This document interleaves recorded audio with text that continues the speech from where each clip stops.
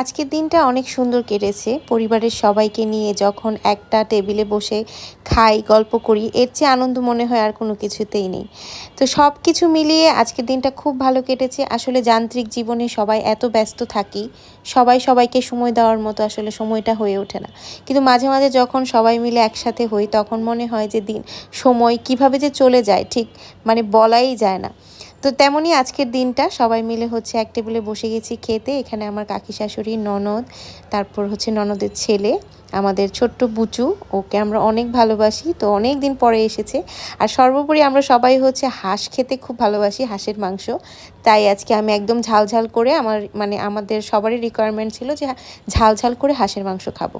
তো খাওয়া দাওয়া শেষ করে এইদিকে এই যে এখানে গিফট দেওয়া আদান প্রদান হচ্ছে। তো ভাই বোনকে দিয়েছে, বোন ভাইকে গিফট দিয়েছে। তাদের যেহেতু সামনে ফেস্টিভ্যাল আসতেছে, তাদের আনন্দের সীমানা নেই। তো তারা অনেক বেশি খুশি তাদের সেই ফেস্টিভ্যালের দিনের জন্য।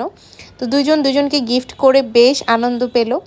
সব কিছু মিলিয়ে আজকের দিনটা অনেক ভালো কেটেছে। আর আপনারা সবাই আমার জন্য আশীর্বাদ করবেন, দোয়া করবেন, যাতে করে সবার সাথে এভাবেই আমি মিলেমিশে থাকতে পারি, সময়টা যাতে আমাদের ভালো কাটে, এভাবেই যেন জীবনটা পার করতে পারি। ধন্যবাদ সবাইকে।